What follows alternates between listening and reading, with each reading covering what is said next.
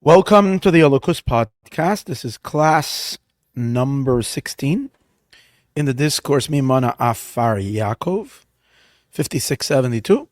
The concluding class in the discourse in this discourse Mimana, which is the eighth discourse in the great book B'Shosh Dimu, 5672. This is Be'ezras Hashem, the concluding class. I mentioned thought last time would be and the one before there would be, but trying to jam in too much in a class. But I think right now we're at the very last part. Okay, we're in the middle of, and this is the fourth class in chapter 32 in the overall book. Okay, so in last class we left off how there is the ordinary engagement with Hashem, with God, through Torah and mitzvot. And we know that the Torah and mitzvot, for those who've looked in any books of mysticism and Kabbalah and Chassidus, appreciates the idea that there is something called Yechudim and Zivugim. Yechudim means unification. Zivugim means an intimacy, a form of cohabitation with the divine. That means that when we do a mitzvah, we're causing the Shekhinah to have a union. The Shekhinah is the godly light force of the world, of time and space, to unify with the infinite. It's basically merging the infinite with the finite. That's the whole idea, and that's usually we say it essentially before every mitzvah, L'Shem Yichud Kudsha Berichu Shechinte. Those who have the custom to say that, Sephardic custom, Hasidic custom, mostly besides Chabad.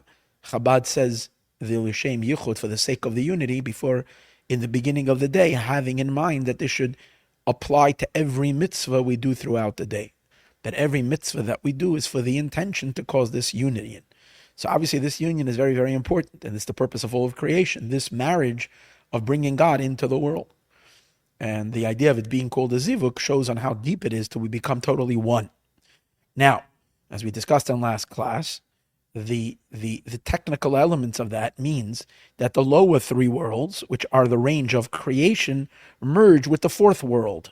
What's the fourth world? The fourth world is Atzilus, is the world of the divine. Now, that's why this is called the Rova Yisroel, the quarter of Israel. And the word Rova, we said, also has another meaning, insemination. Because this insemination, this impregnation, and this union is of the world and the divine, is that the three lower worlds, which make up the sum totality of all of creation, unify and connect to the fourth world, which is infinitely higher. Because the fourth world is not yet creation. The fourth world is the world of emanation, which is God. Now, in order to unify with this type of a zivug, the whole realm of zivugim and yechudim, this whole concept of these integrations, unifications, and marriages and intimacies, so to speak, that we can achieve and we can bring about, is only in a range, in a level where God lowers himself down already into the range of being male, being in the image of a man. And the Shekhinah then becomes the female, the attribute of kingship, which is God's investment in the world. And then there's the male attributes, which are above the Shekhinah. On that level, there can be a union. So that's called when God is already in an image of an Adam. And that's why all these zivugim, Adam means a man. That's why all the, and the zivugim, and Adam, when is God called a man? When he is shining within the vessels, within the containers. Because the sphirot, the attributes, which are made up of vessels and energy, the energy is God's investment, the light, in being imbued into these vessels, the containers, which is considered like the body. There is the body and the soul. So the body and the soul of the divine. And then we say he's in the image of man. How many limbs are there in a human? 248. How many arteries are there in a human? 365. So when God descends into the world of Atzilus, he is also in the 248 limbs and in the 365 arteries, which is the sum totality of all the Sefirot of the Ze'er Anpin, The male Sephirot above is in this number, and that's the reason why the Torah, which these Yechudim that we're talking about, these unifications, these Zivugim, are activated or stimulated or brought about through the observance of a mitzvah. Because as we discussed in last class, when a person, a human who is part of the world, and primarily a Jewish man or woman, and as being a Jewish person, the one is plugged into the deepest point of the Shekhinah. So the person doing the mitzvah is representing the Shekhinah, the feminine element of the divine. The mitzvah itself is plugged in. The 613 commandments, those are the limbs of the male element of God. And when we do the mitzvah, and the female also has corresponding limbs. Those are the limbs of our soul that ultimately vest itself in the limbs of our bodies. And when we do the mitzvah, we are bonding our limbs to God's limbs. That's the zivug that's taking place. However, that itself already means that we are somewhat in the range of time and space. Why? Because once the lights go into the vessels are already, the containers, the vessels that limit the lights, these are the pinnings or the divine infrastructure that's the source of time and space. And that's why we find that every mitzvah is, or we find by the mitzvahs that they are time bound. There are mitzvahs that are not so controlled by time. There are constant mitzvahs, but generally most of the mitzvahs have a particular place and a particular time. Because the mitzvahs are already in the range of the God, meaning even, not only us, even the divinity that we're connecting to in the mitzvah, the godliness of the mitzvah, the male side of the mitzvah, which is a transcendental godliness, it's godliness that's above the world, higher than the world, yet even that is within time and space, or at least related to time and space. And that's the reason why it's also called number. It's within the range of being able to be counted. Because the lights, once they go into the vessels, are already kind of, as we discussed earlier, they have already a tzior. The lights become, the energies become, to a certain degree, limited. But we said last class, and this is what we left off, that notwithstanding the fact that there is a number to the mitzvahs, 613 mitzvahs, not more, when you start probing the insides of every mitzvah, you realize that there is details and sub-details and sub-sub-details, and you can go on and on and on to infinity, into all the details and ramifications, and meaning the halacha pratius, as he calls it, the individual laws, I don't know if he says it over here, but in other places, of the mitzvot go on and on and on and on. And you can hypothesize of so many different directions. That means that within this limitation lies really a touch of beyond limitation. Within the number lies a touch of beyond number. Why is that? That's because the lights that come down in the Sefirot originate in the Kav. Remember we said the Kav are all 10 Sfiros wrapped in one line. If it's wrapped in one line, and made up of 10 dots. Remember we said that? And that's still the energies, and that's when they're not yet vested in vessels. When they're not yet vested in vessels, you don't really see the differentiations between the Sefirot. They look like just one simple line. You need to look at a magnifying glass and realize through a magnifying glass, through a microscope, so kind of, you have to look at it, and then you can see it's made up of dots. Which means that essentially there is 10, but you don't notice the 10. Why is that? Because before they go into vessels, they're very, very, very, very, very, they're not really limited. There's no real limitation over there. So and then this very light will then vest itself in the vessels, and the vessels will bring out the subtleties of the limitation that was in the light. That's what we discussed earlier. But in general, on this level, it's utterly infinite. Now, this level is important to understand. This level, where the energy is still above the sphirot, above the kelim, is called keter, the crown. And the crown sometimes is referred to also as the skull, Galgalta. The Zohar refers to the level of crown as the level of the skull. So what does that mean? That all the mitzvot, which is literally this splintered light, once this light goes in and it gets vested in 10 sephirot, and from the 10, it forms all different types of combinations, bending on the detailings of these vessels.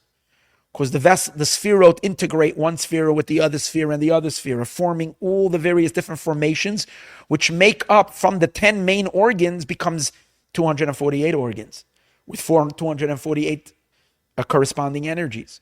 But it's really rooted in the 10. Now the 10 really originates as one flow. When it's in one, it's still infinite. It's without a number. When does it become numbered? When it goes into the 10 sephirot, when it goes into the vessels.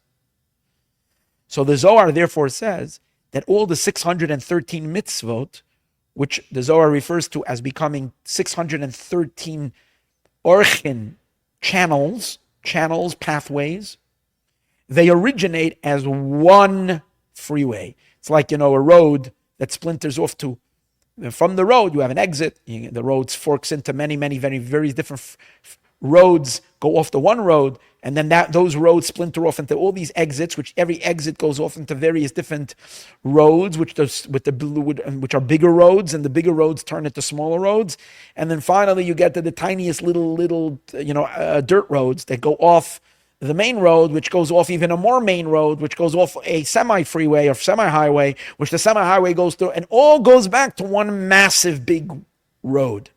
So there's one road coming from the Ein Sof, coming from God. That's the Kav. And that's the light of Keser. So the Zohar says all mitzvahs begin as Had Orcha, one path, Bipalgusa Desara, halfway through the hair, the Galgalta of the Golgolas of the skull of God. That means from the level of the crown of God emerges this one flow. So this flow is generally associated with the light of the Kav, with that simple light of the Kav, where you have everything that later will become the detailed pathways, but it's really all one road. And on that level, it's one mitzvah, so to speak. The Zois ha-mitzvah, it's one mitzvah. Like it says, all the mitzvahs are really originating in the one mitzvah. Anochi, I am God, your God, is really the essence of all 613 mitzvahs. But that's on the level of crown. On that level, the mitzvahs have no number, because they're all a singular infinite light of God. Since that's the source of the mitzvahs, that source is felt even when the mitzvahs do become differentiated, separated, and the one flow becomes 613 various different flows. It still maintains a flavor of the original infinity. And where do you see that? That in the mitzvahs itself, it's endless. The Torah kind of is fixed, but it's not fixed. Once you explore the subjects of Torah, you can travel in any direction without an end, although it's a fixed Torah. So can someone say, did I study the entire Torah? Yes. You can learn the entire Torah. In a sense, when you learn the entire book of Rambam, Maimonides, you learned the entire Torah. Kol HaTorah Kol. Does that mean that you really study the entire Torah? No. Because in the Rambam itself, you can spend lifetimes probing this way and that way, and then on and endlessly. Why is it infinite? Because essentially this light is infinite. So it's both number and beyond number. So that's what we learned until now. So let's read it again over here.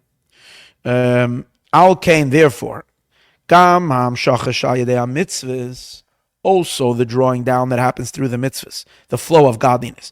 And Bo Mebchinas Mispar, they come in an enumerated manner. V'hu inyan, and this is the idea of Taryag mitzvahs, the 613 commandments. Taryag, which the Zohar refers to as Taryag Orchen Dezah, the 613 pathways of the Ze'er Anpin. The Ze'er Anpin is the configuration of Sfirot, the male Sefirot that we are engaging with, the level called HaKadosh Baruch Hu, which compared to the Shechina is still infinite, but yet it's already lights in vessels. So compared to the pure infinite light, to the light before it goes, it's called finite. It's already vessels. Taryag Hamshachos, which are 613 flows, Ma'orin Seif Baruch Hu, from the infinite one, blessed is he. What that means is it's the God's body, and God vesting himself as a human in a body. But this is in a very general number. But once you get into specifics, kol mitzvah mischalekes, every mitzvah becomes divided lepratim to many, many, many details, le'ein keitz v'tachlis, without an end. Why are mitzvahs suddenly? How do you get within a finite structure? How do you get infinite? Because the answer is v'koyach lezeh, because it's infinity evolving into a finite structure, and therefore essentially it's infinite. Even when it evolves into the structure, it's really beyond the structure. And the power for this liyos mispar, for it to be in the number, b'pchenas loy mispar, that a number should be without a number. If you're looking at the source from where these 613 paths come from, if you're looking at the original road from where they're coming from, not seeing it already once it splinters off or once it forks off into the various details in the map, but it's first that one simple, big, wide road,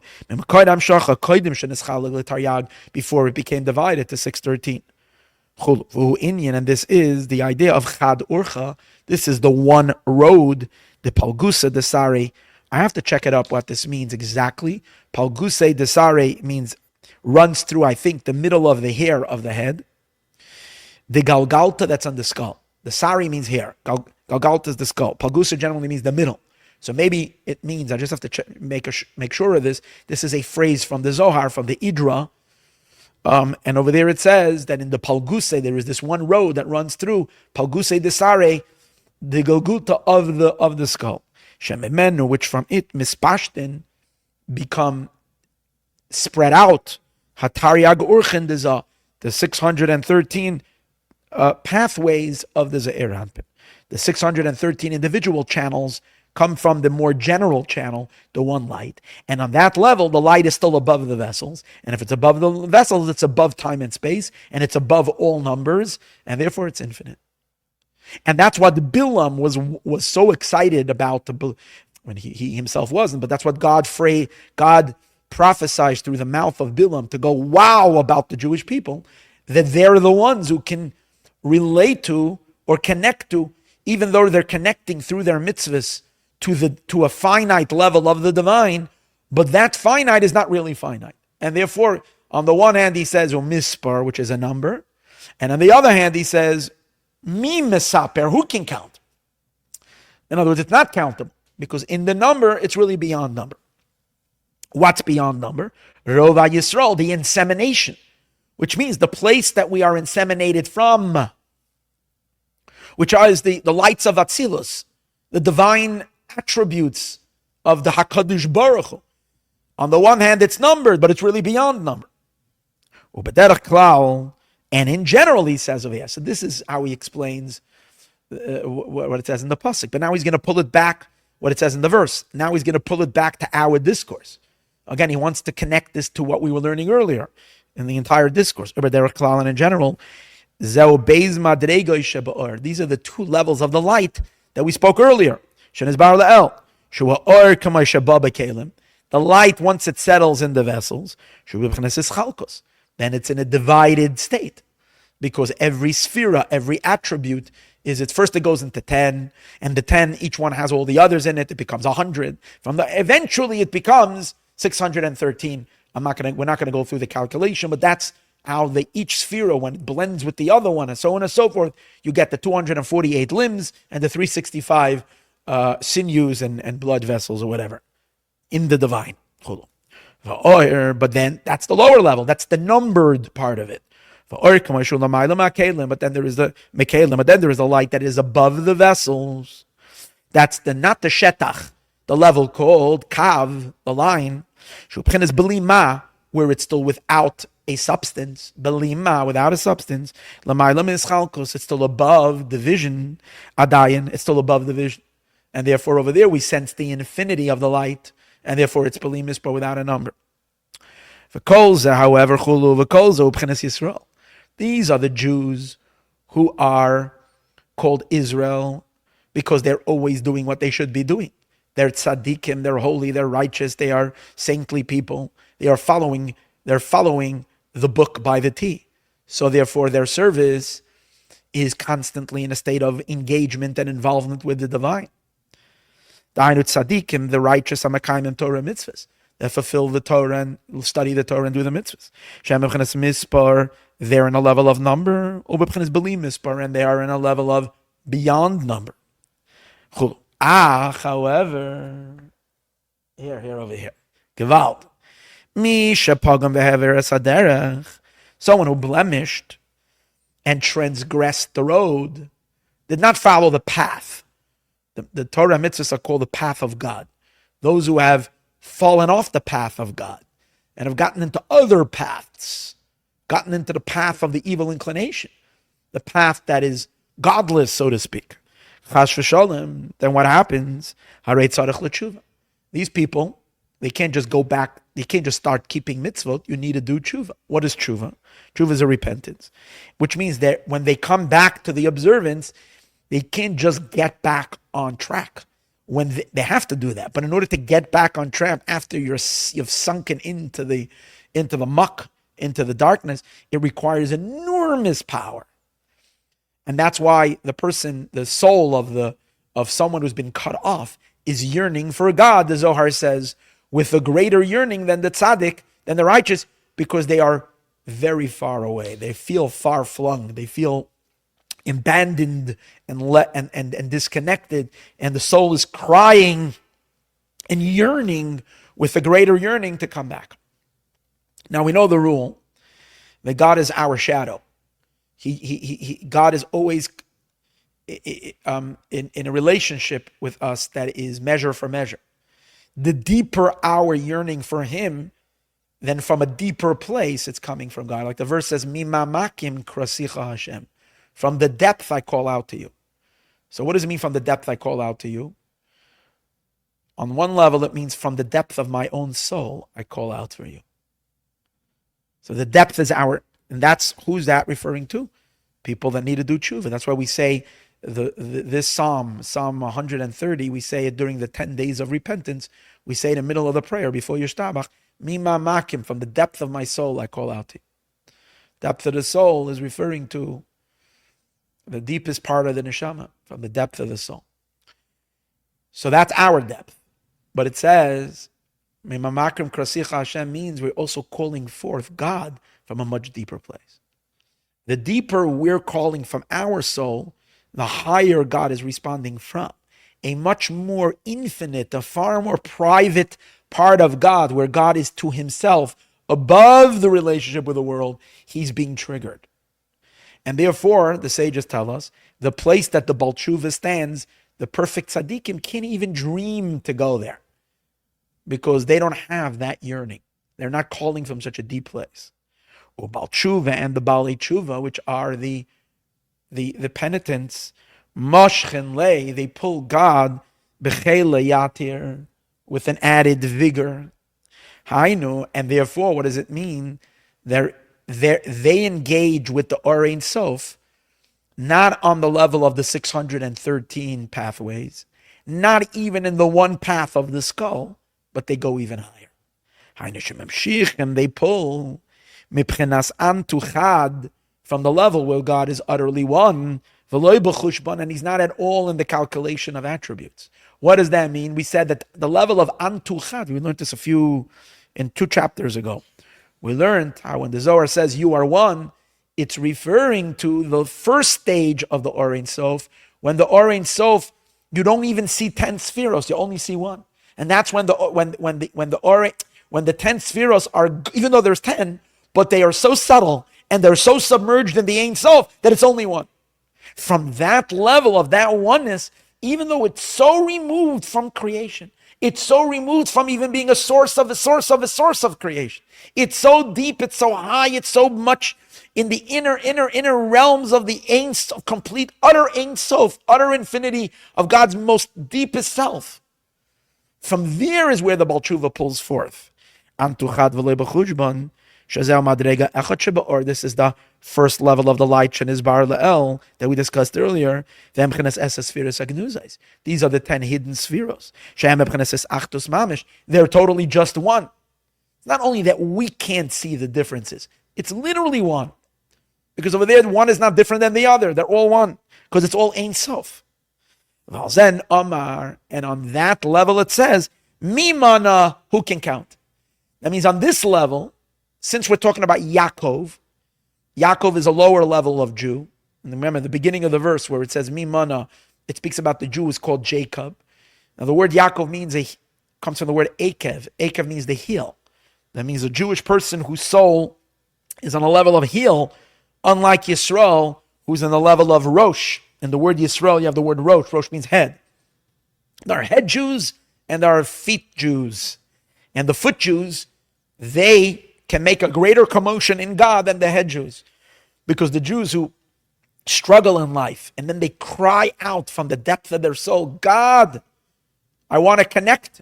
These Jews, these cries of the penitents reaches infinitely higher into the Ein Sof. And on that level, Mimana, who can... there's no number to begin with. It's not like number and not number. You got to figure it out. It is a number. It's not. Here, there's hands down, no number. You can't. Who counted? Afar Yakov, the earth of Yakov. Shazel, just like you can't count the earth. Sand you can count. What do I mean? Sand you can count. Sand is when you want to give an example of something that's uncountable. You say the sound. That God says the Jews will be as much as the sand of the sea. But even though you can't count the sand, because it's too much, you can't count, but it's still countable. But plain soil, it's not countable. It's just soil. So Afar represents plain soil. It's not within the range even to start talking about counting. Over here, it's literally without a number. We can even say deeper than this. Not only does and I guess it depends on how deep the tshuva is. It's possible that when someone does tshuva, someone does repentance, not only are they pulling from the 10 hidden sfirot, which is the level of Or Ein Sof B that we discussed, or we're discussing the whole time, where it's already within the Ein Sof, a dimmer element of the Ein Sof, but maybe, as he says over here, it's possible they're reaching even into the pure Or Ein Sof, where the possibility for sfirot are in kates without an end, where there's no 10 at all. Through this, they draw down from the Or Ein Sof, that is literally believable, literally without an end. Afar Yakov. That's the idea of the dust of Yakov. Afar para, which is like, now why are we saying the dirt, the dust, or the earth? So we know that earth is the same word in Hebrew, just slightly different, exchanging the ayin with an aleph, you get the word ash. So if you remember in the end of the 7th discourse, he spoke about the ash of the red heifer, and there he explained the same idea that through a Baal Tshuva, the red heifer, remember we learned that the red heifer, the paraduma, is one of the sacrifices that's not done in the temple. It's done outside of the temple. Yet its potency and its power of atonement is much higher than any sacrifice that's done in the temple. And we explained because regular sacrifices relate, same idea that we're learning over here, is the engagement with God through righteous people. But the paraduma, the red heifer, the blood of the red heifer being sprinkled, the red heifer represents someone who's defiled, impure, outside of the camp. It's the cry of the lost soul. And these we discussed, when they reach much deeper. Same idea was in the last discourse. So I'm not going to go, if those who want to hear, listen to the end of last discourse, which was called Zos Chukas, the last 2 classes. That purifies those that are impure, through drawing forth me'atzmus Or Ein Sof, from the essence of the Or Ein Sof, Pchinas Mayim Chayim, which is the remember we learned the living waters, the pure high living waters, which represent this level of Or Ein Sof, that is the Or Ein Sof on the highest of levels. Commotion is Baal El bin Yupar Aduma, like we explained earlier by the red heifer. Afar Yakov Dafka, and that's why it says Yakov. Shazau in Yabali Tshuva, that's the penitents. They're called Yakov. V'zau Mimon Afar Yakov, who can count the earth of Yakov. Sha'yadei HaTshuva, through the repentance. Mamshichin, we draw Mepchenas Esesfiras Agnuzos, from the 10 hidden attributes that are hidden b'matzilon, in their emanator. She'enam Mepchenas Hamshacha Klal, that are not drawable at all. You see, once the light is drawn forth, although it feels like one light, there's already details there. That's why if you're going to look good at the line, you're going to see it's made up of dots. You don't notice that it's dots. It looks like it's just one line, but if you look carefully, you'll see it's made up of points because it's already drawn outward. But when the light is still completely embedded in the source, over there, it's as we said earlier, it's not in a state of hamshacha. It's pure Ein Sof, and it's an unreachable place. And even higher than that, v'gam b'pchenas atzmos Or Ein Sof, and even from the level of the essence of the Or Ein Sof, Habelivel, not only from the essence sphirot that are in the Or Ein Sof, but from the essence of the Or Ein Sof itself, Habelivel, that is infinite. That's the higher level. Or misparis Reuven Yisroel, and then counting the insemination of Israel, or counting the number of Israel. That's what we download, what we draw down through Torah mitzvahs. That's the idea of number that cannot be numbered. It's both number and non-numbered. That's a lower level. With this we conclude. Let's do the kitzur. Here is the summary. Omnam, on this chapter, the root of the reason, that the lights become, once they go into a vessel, they become something. Once they go into the vessels, because all the way up in the root of the lights, it's not the Or Ein Sof A, it's already Or Ein Sof B, which means it's already over there an estimation, where God is thinking about constraining himself and limiting his lights. So even though it's still Ein Sof, but the Ein Sof is already estimating a limitation. But you don't notice the limitation until these lights land in the vessels. When they finally get down to the bottom, when they get to the final space, that's when you can start seeing the limitation that's in their root. But in the middle, when they're still going through the middle stage, between the nekuda and the shetach, between the point and the space, when they're in the line, over there, then it's still sense the infinity. Over there, the infinite dimension of their source is revealed. And based on all of this, we'll understand. We'll understand this verse. Mazel Tov. We concluded number 8, which 8 is a transcendental number. We concluded the 8th Maamor in the great book B'Shah She'ekdimu. Be'ez Hashem, tomorrow we begin, with God's help, the 9th discourse, which is the Maamor B'Rosh Chachechem, Pashas Pinchas. We're really getting into it. Thank you so much.